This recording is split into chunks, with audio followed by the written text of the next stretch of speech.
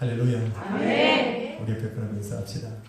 잘하셨습니다. 잘하셨습니다. 아멘. 한 번 더 인사합시다. 당신을 위해 좋은 일이 시작되었습니다. 당신을 위해 좋은 일이 시작되었습니다. 아멘. 아멘.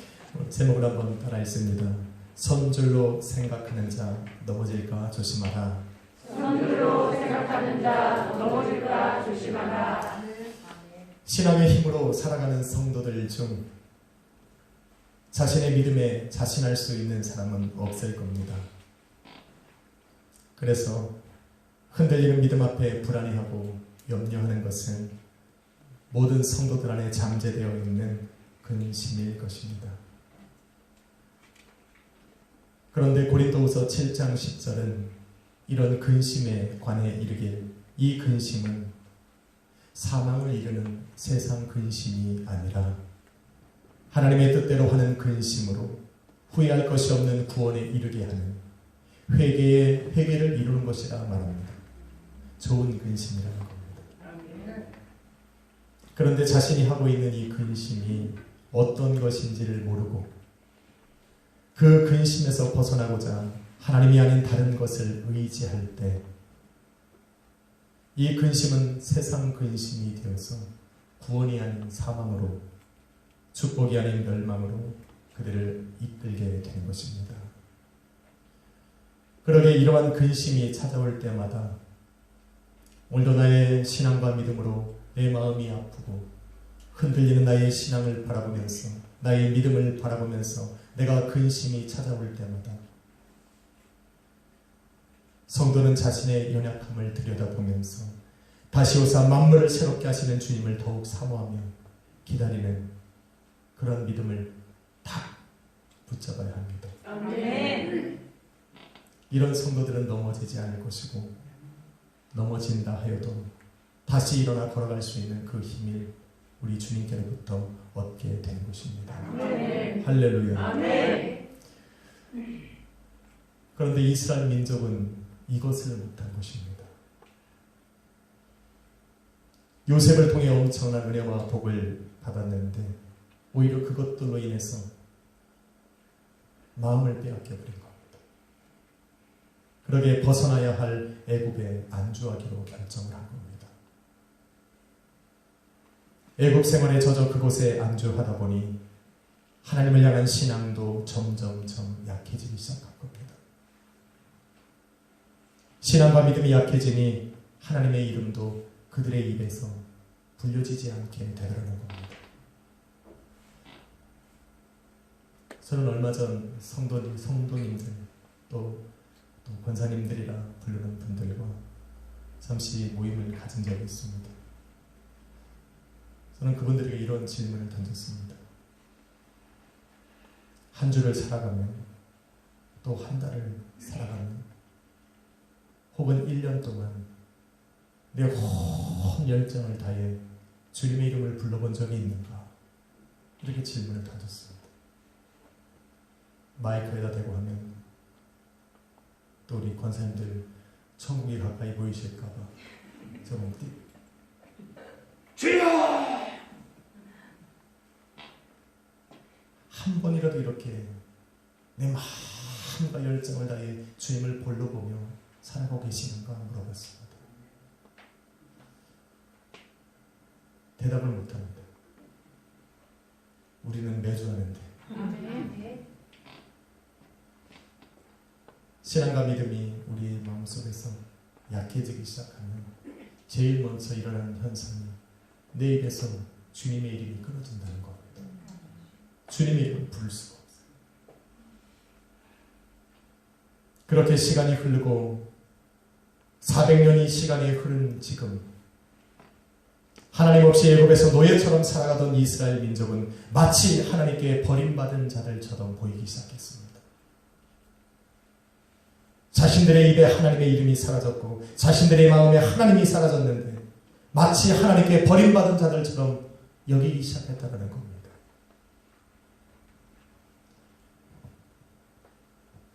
그러나 신명기 31장 6절에 기록된 바와 같이 하나님께서는 결코 이스라엘을 떠나거나 버리신 적이 없습니다. 아멘. 할렐루야. 아멘. 하나님의 시선과 하나님의 마음과 하나님의 귀는 항상 이스라엘 민족을 향하고 있었습니다. 믿으시면 아멘. 아멘. 출애굽기 1장 12절에 보니 400년 동안 애굽에서 지내는 동안에도 이스라엘 민족이 애굽으로부터 학대를 받으면 받을수록 그들은 더욱 번성하여 퍼져나갔고 애굽 사람들이 오히려 이스라엘 민족 때문에 근심하기 시작했다고 말합니다. 출애굽기 1장 20절은 그 이유에 관해 말하길 하나님께서 이스라엘 민족의 산파들에게 은혜를 베푸사 이스라엘 민족으로 하여금 번성하고 매우 강하게 만드셨기 때문이라 말합니다. 400년 동안 그들의 입에서는 하나님의 이름이 사라지고 그들의 심령에서는 하나님의 이름이 사라졌는데 하나님은 그 400년이 지나는 동안에도 그들과 함께 하사 그들을 더 번성케 하시고 강하게 하셨다는 겁니다. 아멘. 할렐루야. 아멘. 출애굽기 2장 24절로 25절에 보니 하나님께서 그들의 고통의 소리를 들으셨고 아브라함과 이삭과 야곱에게 세운 그 언약을 기억하사 고통받는 이스라엘 민족을 돌보시사 그들을 기억하셨다 말합니다. 아멘. 이스라엘 민족은 스스로 올무에 걸려서 수많은 고난과 고통과 시련 속에 하나님을 잊어갔는데 하나님은 한 번도 그들을 잊어본 적이 없는 거예요. 이게 하나님입니다. 아멘. 그래서 출애굽기 3장 7절로 8절에 기록하기를 내가 애굽에 있는 내 백성의 고통을 분명히 보고 그들의 부르짖음을 들었고 내가 그들의 근심을 알았기에 이제는 내가 내려가서 그들을 애굽의 손에서 건져내고 그들을 그 땅에서 인도하여 아름답고 광대한 땅으로 인도하여 갈 것이라고 결단을 내리신 겁니다. 아멘. 이게 하나님이세요. 아멘. 이렇게 하나님께서 이스라엘 민족을 잊으신 적이 없고 절대로 잊으실 수 없는 한 가지 이유가 있다면 그것은 바로 내 백성 삼으셨고 아멘. 내가 그들과 언약을 맺으셨기 때문입니다. 아멘. 다른 이유 없어요. 그들이 잘했기 때문에 율법으로 잘 살았기 때문도 아닙니다. 그들이 하나님을 부르짖고 매일마다 하나님 앞에 예배했기 때문도 아닙니다. 단지 그들이 하나님의 백성이라는 그 이유 하나가 하나님으로 하여금 그들을 떠나지 않게 한 겁니다. 아멘. 할렐루야. 아멘. 여러분은 누굽니까? 저는 그러한 질문을 저에게 던집니다. 베드로전서 2장 9절에 보니 저와 여러분은 예수 그리스도를 믿는 믿음으로 하나님의 택하신 족속의 왕 같은 제사장이요 거룩한 나라여 그의 소유된 백성이 되었다 말하고 있습니다. 아멘. 우리도 자녀라는 말, 아멘. 하나님의 백성이 되었다는 말, 아멘. 하나님의 백성이 되었고 그의 자녀가 되었기 때문에 이스라엘 민족에게 행하신 것과 똑같이 하나님께서는 저와 여러분에게 행하는 겁니다. 아멘. 떠나거나 버리실 수 없는 겁니다. 아멘. 항상 저와 여러분의 고통을 바라보고 부르짖음에 귀를 기울이시고 삶 속에 나가는 고난과 근심을 우리 주님께서 알고 계시기에 이 모든 고난과 고통에서 건져내서 평강으로 인도하시길 원하십니다. 아멘. 이 우리 하나님이 저와 여러분을 향한 마음입니다. 아멘. 최소한 하나님의 자녀라면 하나님의 이 마음을 알아야 돼요. 아멘. 우리가 자녀가 부모의 마음을 알아야 되듯이 우리를 자녀 삼으신 하나님의 마음은 우리가 알아야 돼요. 그러게 약속하사 인도하시는 그 땅으로 들어가기까지 그들로 하여금 시험에 걸려 넘어지지 않도록 겹겹으로 보호장치를 준비해 놓으신 겁니다.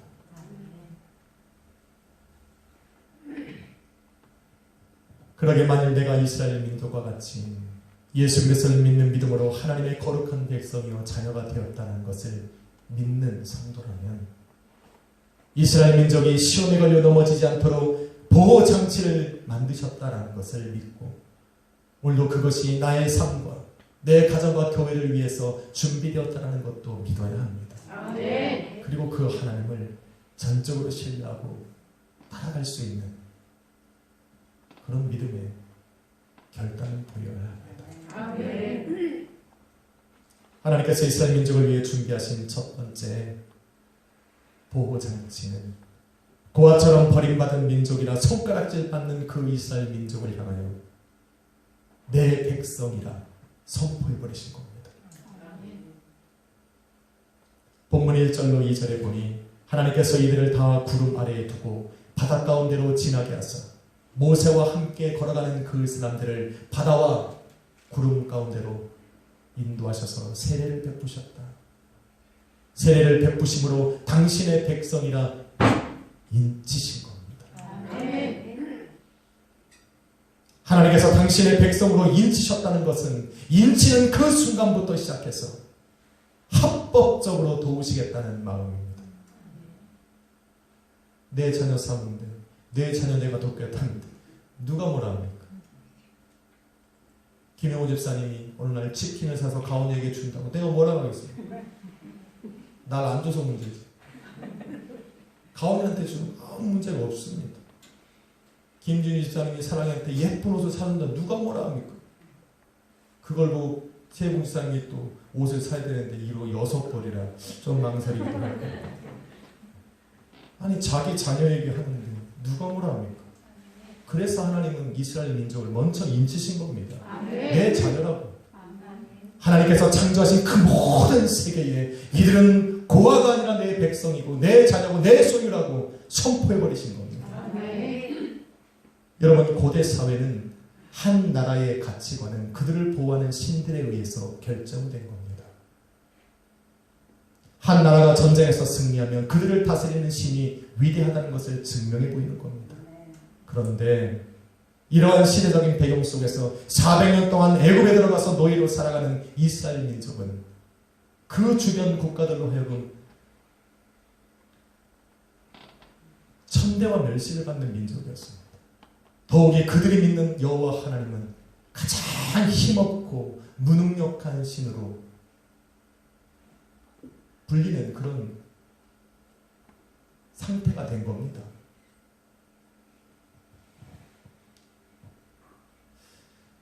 저는 말씀을 준비하면서 요즘도 그렇지 않나 봅니다.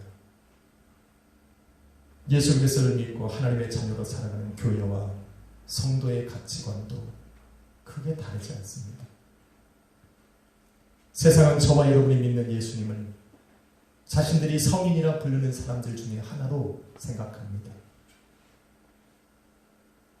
자신들이 믿는 우상들과 같은 존재로 생각하기 때문에 오직 예수 그리스도만을 믿고 따라가는 교회와 성도들을 멸시하고 천대합니다. 그래서 친구들에게 나 예수 믿어 그러면 부끄럽고 나 오늘 교회 가 그러면 눈치를 보고 그런 시대가 이스라엘 민족과 뭐가 다릅니까? 그런 상황 속에서 하나님께서는 그렇게 천대받고 멸시받는 이스라엘 민족과 저 바닥에 떨어져 있는 당신의 이름을 다시 세우기 위해서 모든 나라와 민족이 보는 그들의 눈앞에서 이스라엘 민족을 400년 동안 노예처럼 부리고 있던 그 애굽의 모든 군대와 그들을 다스리고 있는 신들을 멸하신 겁니다. 다시는 일어나지 못하도록 그들을 멸하셔서 당신의 이름을 세상 가운데 높이시고 오직 여호와 한 분만이 세상의 신이라는 것을 보여주신 것입니다. 그리고는 고아처럼 버려져서 멸시와 천대받는 저 이스라엘 민족을 내 백성이라 만민에게 공포해버리신 겁니다. 그러니 누가 감히 이스라엘 민족을 건들겠습니까?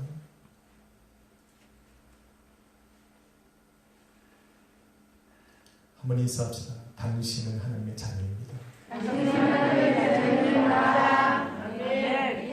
그러니 좀 어깨 좀 펴고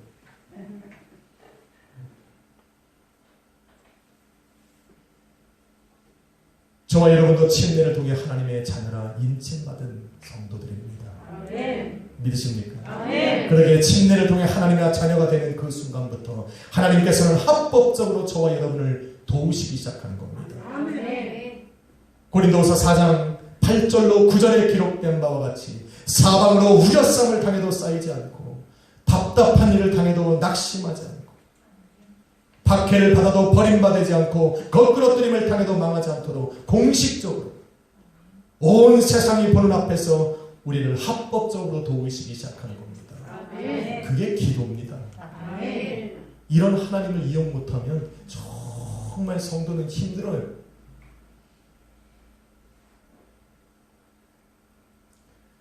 이렇게 하나님께서 합법적으로 내 백성 삼으신 그 이스라엘 민족에게 민족을 위해 준비하신 두 번째 보호장치는 고통에서 건전한 이스라엘의 삶을 보호하고 인도하시는 겁니다. 그냥 백성 삼으신 것이 아니라 보호하고 인도하는 겁니다. 이스라엘 민족이 걸어야 했던 그 광야는 험난한 길입니다. 밤에는 추위에 떨어야 하고 한낮에는 그 열기 속에 한 걸음도 나아갈 수 없는 곳입니다. 먹을 것이 부족하고 마실 물도 없습니다. 그래서 애굽에서 나온 200만 명이나 되는 이스라엘 민족이 하루도 그 광야에서 살 수 없는 곳입니다. 더군다나 뒤에서는 애굽 군대가 쫓아오고 그들의 앞에서는 이방 민족들이 언제라도 그들을 다시 자신들의 노예로 삼고자 눈을 가리고 쳐다보고 있는 겁니다. 이러한 위급한 상황, 그 길로 우리 주님께서 그들을 끌어내신 겁니다. 그리고는 이렇게 위험한 상황을 하나님께서는 하나씩 하나씩 해결해 나가시면서 이스라엘 민족을 광야를 걸어가게 하신 겁니다. 여러분 본문 3절로 4절에 보니 이들이 다 같은 신령한 음식을 먹었고 신령한 반석으로부터 다 같이 신령한 물을 마셨다 말합니다. 밤의 주위와 한낮의 더위는 구름 기둥과 불 기둥으로 해결하셨습니다.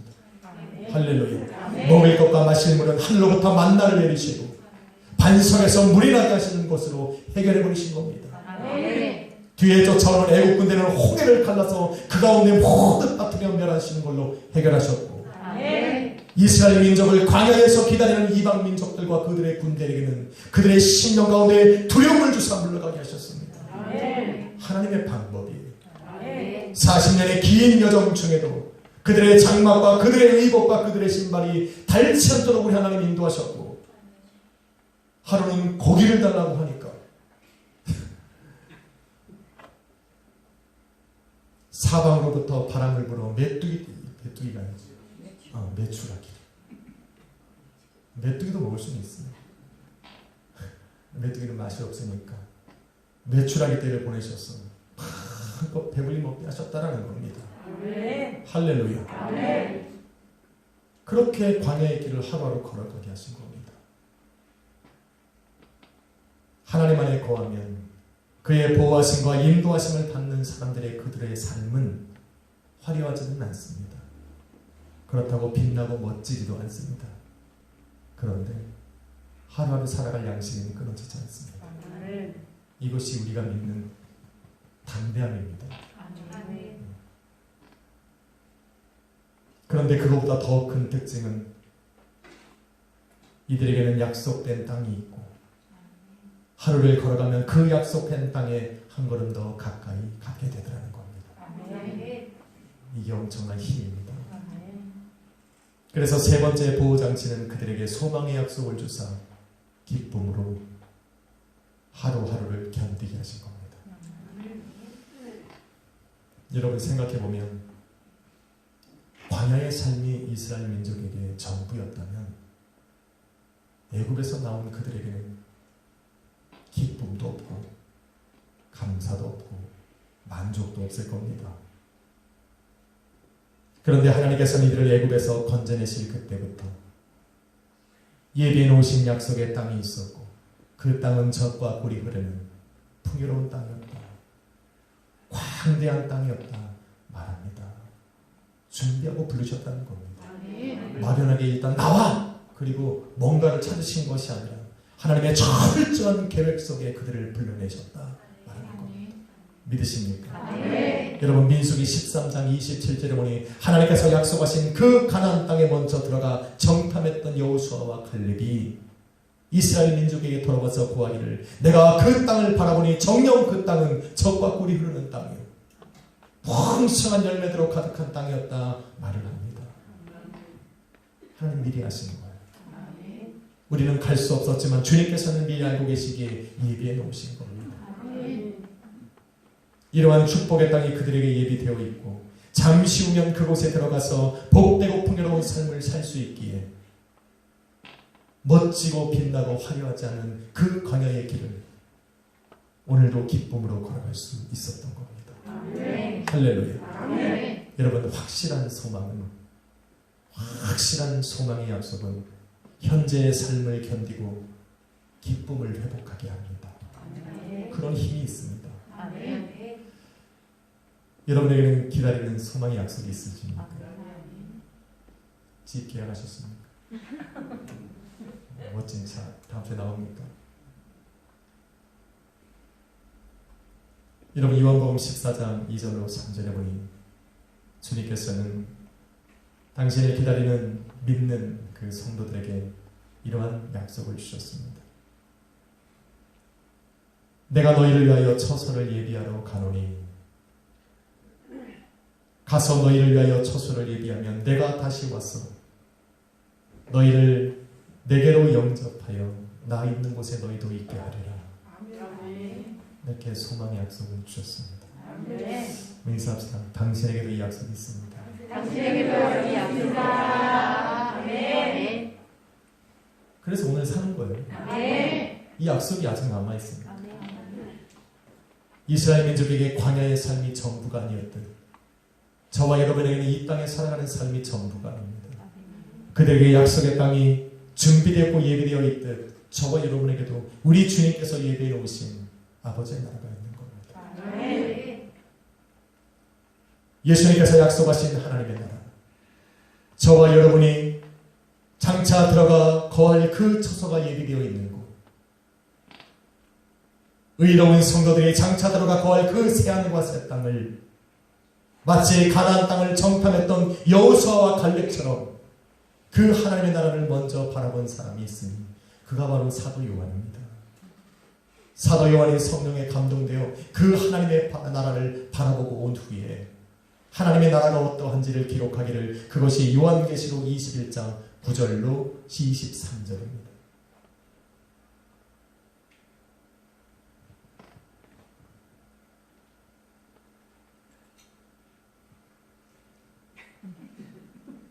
여러분 이게 순금이라는 이 자리에 있습니까? 순금인지 몰랐죠? 이게 24K 순금이라면 아마 여러분은 제 얼굴이 아니라 이걸 바라보고 있을 겁니다. 이런 게 내 삶에 한 100개만 있어도 여러분의 하루하루가 정말 기뻤을 겁니다. 영정의 눈이 동그래졌어요.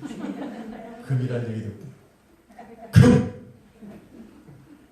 그런데 사도 요한이 천국을 가보니까 금은 너무 흔해서 가치를 잃어버려요.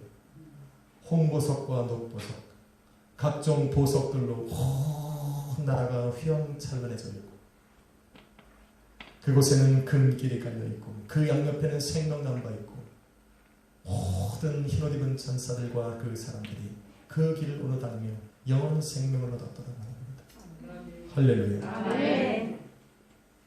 그런데 그렇게 화려하고 멋진 하나님의 나라에도 없는 것이 있더라는 겁니다. 요한계시록 21장 4절에 보니 그곳에는 눈물이 없습니다. 아멘. 사망이 없습니다. 아멘. 애통하는 것이나 곡하는 것이 없고 아픈 것이 없다 말합니다. 아멘. 23절에 보니 밤이 없고 해와 달의 빛이 없다 말합니다. 왜냐하면 여호와 하나님으로부터 나오는 그 빛이 온 세상을 밝게 하시더라고요. 아멘. 27절에 보니 속된 것과 가증한 일과 거짓말하는 자들의 거짓이 없으니 성도들이 염려할 것이 없습니다. 아멘. 근심할 것이 없다. 아멘. 그러기에 시험에 빠질 염려도 근심도 없습니다. 그렇게 하나님께서 예수님께서 우리에게 약속하신 그 나라는 정말 멋진 곳입니다. 아멘.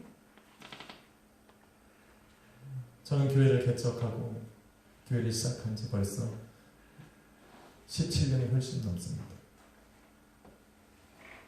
젊은 날부터 저는 개척을 했습니다.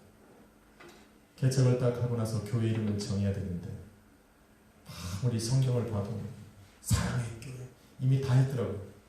소망의 교회 다 했어요. 이미. 없어요. 영어 이름을 지을까? 그러니까 크리스탈 이미 다 있어요.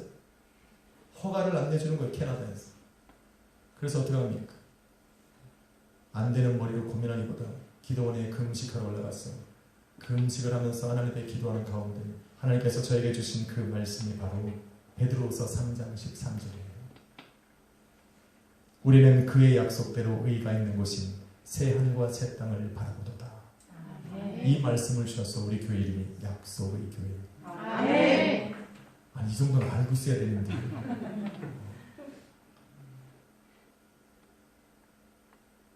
주님께서 소망의 약속으로 주신 그 하나님의 나라, 모든 것이 새롭게 되는 새 하늘과 새 땅을 바라보면서 강야와 같은 이 땅을 기쁨과 감격으로 걸어갈 수 있는 교회. 아멘. 그게 약속의 교회입니다. 아멘. 저는 그렇게 걸어가고 있습니다. 아멘. 여러분에게도 그런 약속이 있으리라 믿습니다. 아멘. 왜? 약속의 교회 성도니까. 아멘. 모르고 오셨어도 이제 알면 됩니다. 한번 인사합시다. 당신에게도 약속이 있습니다. 아멘. 그러니까 금 싸려고 하지 마십시오. 천국 가면 원하는 만큼 줘. 근데 한 번에 짊어지고 가야 돼. 이 땅에 너무 물질에 고난받는 분들에게는 광야의 길을 생각하면 돼요. 화려하고 멋지지는 않습니다. 그러나 분명한 것은 하나님께서 굶겨주기잖아요. 우리 성도님들 맨날 기도하잖아요. 하나님 부활에도 마시고 너무 가난해서 하나님을 멀리하지 않게 해주시고 하루하루 족하게 그러면서 왜 이렇게 염려하고 두려워하는지 몰라요. 안 굶긴다는데.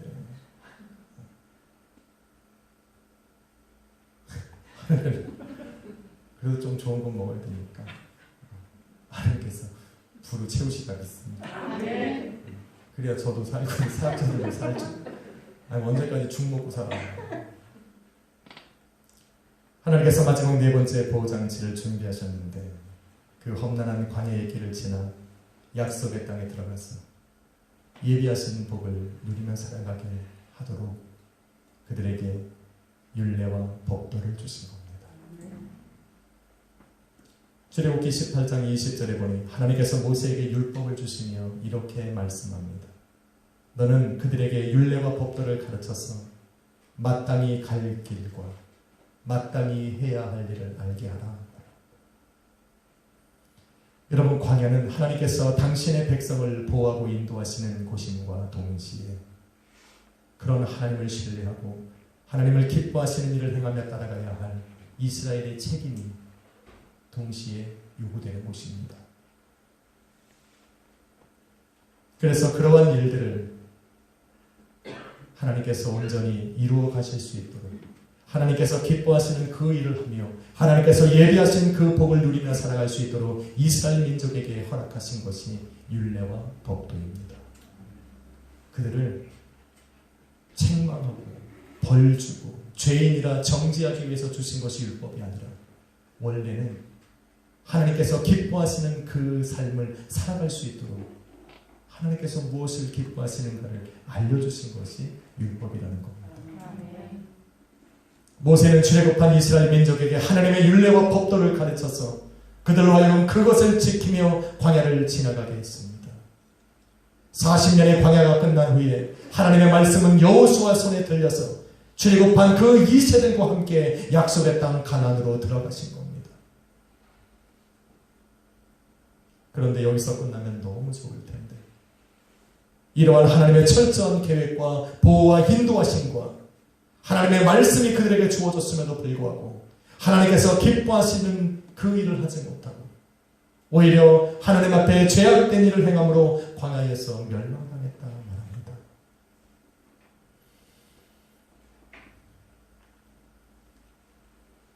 바울은 광야에서 멸망당한 이들이 행한 죄악들을 나열을 합니다. 저와 여러분이 읽은 본문에 보니 그들은 우상을 섬기고 음행을 저지르고 하나님을 시험하고 하나님에게 원망과 불평의 말을 했다 말합니다. 바울이 이러한 죄악들을 언급하고 성경에 나열한 것은 이것이 이러한 죄악들이 고린도 교회의 성도들 안에서도 있었기 때문입니다. 이스라엘 민족에게만 있었던 것이 아니라 수백 년이 지난 고린도 교회 성도들 안에서도 이러한 죄악들이 범해지고 있었기 때문에 바울은 지금 그들을 본보기 삼아 기록하고 있는 겁니다. 그래서 6절에 보니 이 일은 우리의 본보기가 되었다 말합니다. 하나님의 보호장치들, 하나님께서 그들을 시험에 걸려 넘어지지 않도록 예비하신 그 모든 보호장치들을 다 무시해버리고 스스로 죄악에 빠져 멸망의 길을 걸은 그 이스라엘 민족들의 멸망해 가는 그러한 모습들을 본으로 삼아서 너희는 그러한 죄악에서 벗어나 죄악을 좋아하고 하나님을 멸시했던 그 사람들의 길을 걸어가지 말라. 지금 본보기로 보여주고 있음에도 불구하고 고린도 교회 성도들이 그 길을 걸어가고 있는 겁니다. 이것은 소망의 약속을 붙들고 약속하신 새 하늘과 새 땅으로 한 걸음씩 걸어가고 있는 저와 여러분에게도 본보기가 되는 겁니다. 베드로후서 3장 9절은 주의 약속은 어떤 이가 말하는 것처럼 더딘 것이 아니라 말합니다. 주님께서 곧 오신다 말씀하고 있습니다. 광야의 길을 걸어가고 있지만 약속의 땅은 너희들이 생각하는 것처럼 멀리 있는 것이 아니었다 말합니다. 그것이 곧 올 것이니 조금만 참으라고 그렇게 하나님께서 말씀하시는데도 그 기간 동안에 그 과정 속에 하나님을 멀리하고 이런 죄악들을 범한 그 이스라엘 민족들처럼 오늘도 다시 오실 그 주님이 오지 않을 것이다. 주님의 약속은 더디 이루어질 것이라 믿으면서 이 땅에 자기 마음껏 살아가고 있는 그들, 사도 바울은 지금 그 이스라엘 민족을 본으로 삼아서 너희는 조심하라고 합니다. 여러분, 본문에서 우상을 숭배하고 음행을 저지르고 주를 시험하고 원망하고 불평한 사람들도 하나님의 백성이었습니다. 이들을 본보기 삼아서 하나님께서 멸하셨다는 걸 알고 있음에도 불구하고 이들의 발자취를 따라서 죄악을 범한 사람들도 고린도 교회의 성도들이었습니다. 그러기에 다시 오시마 약속하신 예수 그리스도의 재림이 기다리는 그 성도와 교회 안에서도 이 모든 것을 무시하고 죄악된 길을 따라가는 사람들이 있을 거라는 겁니다. 여러분, 그러지 않기를 소망합니다. 그래서 바울은 오늘 본문 12절에 믿음으로 살아가는 성도들에게 경고하는 겁니다. 선줄로 생각하는 자는 넘어질까 조심하라. 아무리 믿음으로 서 있다 해도 다시 오시마 약속하신 주님께서 더디 오실 것이라고 믿기 시작하면 그 순간부터 믿음은 흔들립니다. 믿음이 흔들리면 우리의 삶에 틈이 생기고 그 틈이 마귀에게 발견되어지면 집요하게 그 틈을 타고 들어가서 우리를 유혹하는 것이 죄고 마귀입니다. 그래서 넘어지게 합니다. 성도는 이것을 시험에 들었다 말을 합니다. 하나님께서 시험한 것입니까? 아닙니다. 야고보서 1장 13절로 14절은 시험에 들어 힘겨워하는 성도들에게 이렇게 말을 합니다. 사람이 시험을 받을 때에 내가 하나님께 시험을 받는다 하지 말라. 하나님은 악에게 시험을 받지도 아니하시고 친히 아무도 시험하지 아니하시나니 오직 각 사람이 시험을 받는 것은 자기 욕심에 끌려 미혹되었기 때문이라. 하나님은 시험에 걸려 넘어진 그들을 일으키는 분이 아닙니다. 넘어지지 않도록 보호장치를 예비하시고 그 길을 따라서 복된 길을 걸어가길 원하시는 분입니다. 사람의 마음에 욕심이 없다는 것은 거짓말입니다. 저 갓난 아기에게도 어머니의 젖을 먹는 그 아기에게도 배가 찼음에도 한 번 더 빨고 싶은 욕심이 있습니다. 천사같이 예쁜 저 아이들에게도 욕심이 있습니다. 누구에게나 욕심이 자리 잡고 있든 누구나 시험에 들어 넘어질 수 있습니다. 그러기에 믿음이 있다 자만할 수 없고 넘어지지 않을 수 있다 자랑할 수가 없습니다. 다만 시험에 들었을 때 다시 믿음으로 일어나 걸어가는 그 사람이 약속하신 그것을 이룰 수가 있는 겁니다. 할렐루야. 우리도 그런 경험이 있잖아요. 한 번도 시험에 걸려 넘어지지 않은 사람은 없습니다. 단지 그 시험을 견디고 일어나서 다시 이 자리에 와 있는 것뿐입니다. 사랑하는 성도 여러분, 선줄로 생각하는 자 넘어질까 조심하라. 그리고 바울은 13절에 이렇게 말을 합니다. 사람이 감당할 시험 밖에는 너희가 당한 것이 없나니 오직 하나님은 미쁘사 너희가 감당하지 못할 시험 당함을 허락하지 아니하시고 시험 당할 즈음에 또한 피할 길을 내서 너희로 능히 감당하게 하시느니라.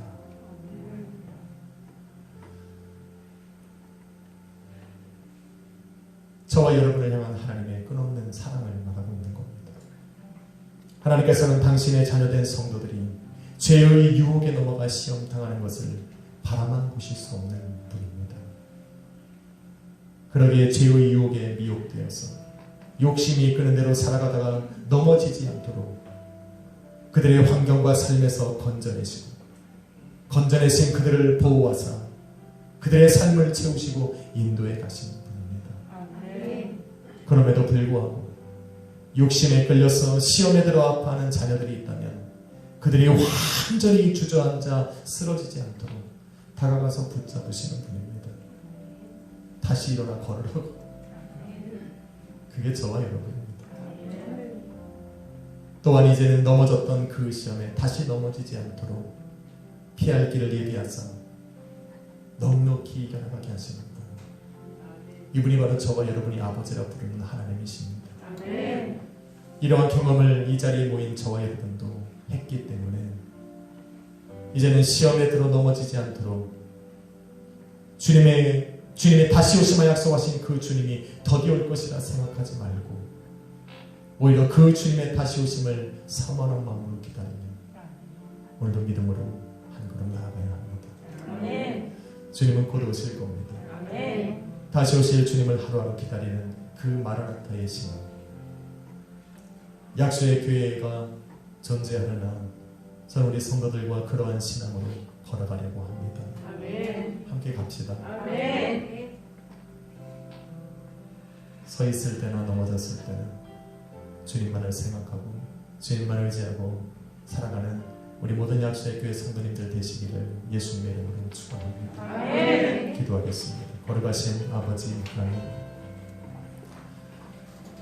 누구도 하나님의 은혜가 아니면 서 있을 수 없고 누구도 내 스스로의 신앙으로 넘어지지 않을 수 없습니다.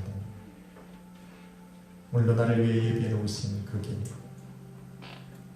내 삶에 아버지 하나님 예비해 놓으신 그 보호장치, 그것을 믿고 이제는 나의 삶 속에 하나님이 기뻐하시는 그 일을 행하며 살아갈 수 있도록 인도하여 주옵소서. 다시 오시마 약속하신 그 주님은 올 것이고 오직 내 삶 속에 언제나 기쁨을 주시고자 소망의 약속을 이루어 가시는 주님을 믿는 믿음으로 우리 성도들 걸어가게 하여 주옵소서. 오늘 우리와 함께하사 늘 동행해 주시는 예수 그리스도의 이름으로 기도했습니다. 우리 찬양 한번 할까요? 오 신실하신 주 하나님, 한 번도 나를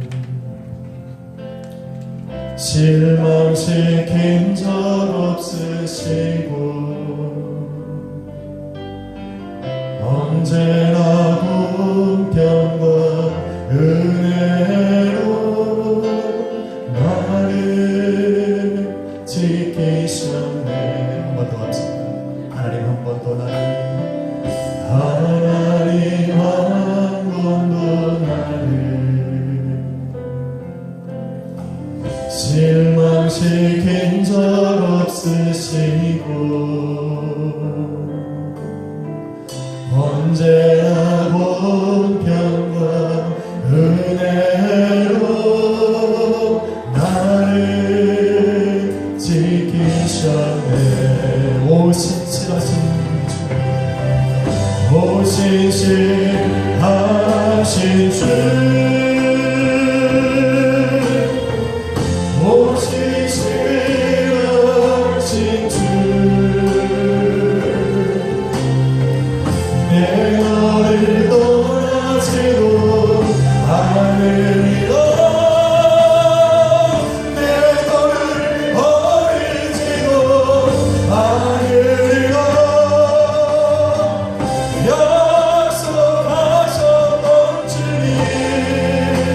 그 약속을 지키사 그 약속을 지키사 예루로 영원토록 날 지키시리라 확신하네.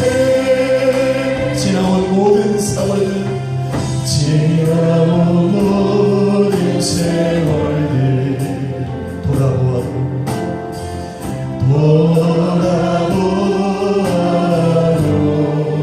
그 어느 것 하나 그 어느 것 하나 주의 손길 안 미친 것 전혀 없네. 아멘. 오신실하신 주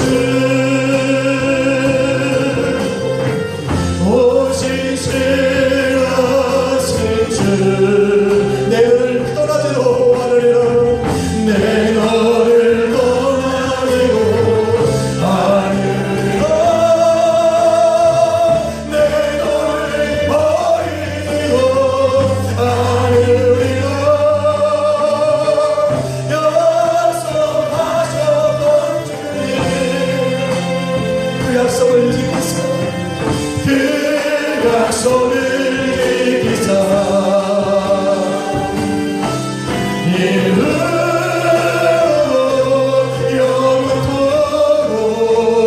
영원토록 나를 지키시라 확신 오신실하신 주 우리 한 번 더 찬양하고 기도합시다. 오신실하신 주